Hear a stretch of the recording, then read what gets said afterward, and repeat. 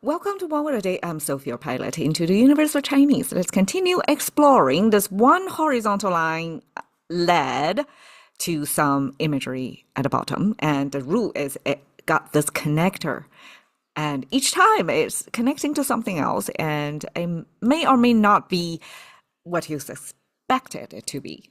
So we have this boxy thing at the bottom. It's almost like a nested imagery, right? We have two layers of this vertical line with two horizontal line, and then zoom out another layer of that. It's kind of a nested image.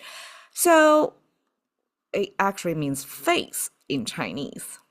And Chinese describe face very visually. It's one of those, I would say, pretty smart abstraction of concepts.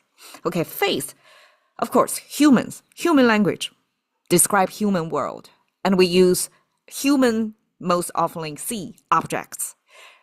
Kind of everybody knows, even if they may not pronounce it, just by the image, they probably can guess what you're talking about. So in this case, we have this nose imagery. Okay, this nose imagery, again, I think I talked about it yesterday. That was just one nostril. But today we have the full spelling of the nose with two nostrils. And you may say, like, why nostrils, like drawn this way? Okay, we have verticalization habit in Chinese that sometimes to save space, we don't always, like we have eyes, eye symbol, not always. We have horizontal eye symbol. We also have vertical, kind of like a bookshelf shape of eyes. So it depends on, I guess, the space, the context, and actually the vertical version is probably used more because Chinese, we want to save space horizontally. So we kind of, if we can stack it up vertically, we would do that. So in this case, this imagery, kind of looking like this, it's the tip of nose. That's something, is if you know a little bit of context of Chinese, that's the way the nose bridge was abstracted, then you will probably can see it easier. So this is the tip of the nose bridge in this way. And then the two nostrils, it should be like, if correctly or literally describe it, would be two nostrils over there, right? But we verticalize it. So there's two kind of stacking up underneath the nose bridge. But altogether, it basically describes the center of the face. And then we draw the center of the face within this one big circle. And interestingly, Chinese don't do a full circle in this case. We leave a little bit of opening here, right?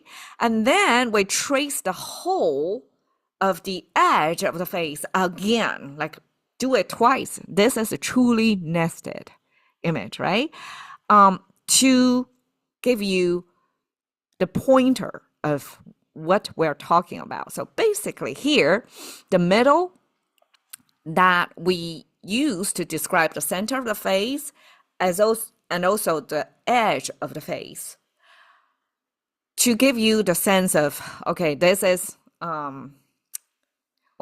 this is the face we're talking about, but it includes both the center and the edge. And now we draw the edge again, like a double down on this concept. Then you would know, okay, here we actually talking about the very edge. We just use the nose image in the middle to provide you the context of, if we draw just the edge, we have no clue what it is about. But if we put the nose, which is quite a concrete way to describe the center of the nose bridge and two nostrils, right? You're less likely to miss that. So when we give you that as the context, then the second round, it's intentional. You know, okay, this is talking about the very edge of the face. Now, face. We know Chinese, we use loose face, safe face. Chinese is a very face-sensitive culture. And here I'm giving you a few not exactly social interaction-based, just safe face, loose face kind of expressions. Here, we're more talking about logic or geometry. concept, 表面. Okay, 面 is face, right? And 表 means the fur side of the code. So, okay, I think I talked about 表, I don't know, maybe last year, that we have the clothing imagery over there. And then we also have the hairy, like 3 layers of hairs, and then with one vertical line there to mean the fur. So we're talking about the fur coat and the fur side of the coat, which is the surface. So when we pair 表 and 面 together, it's simply surface.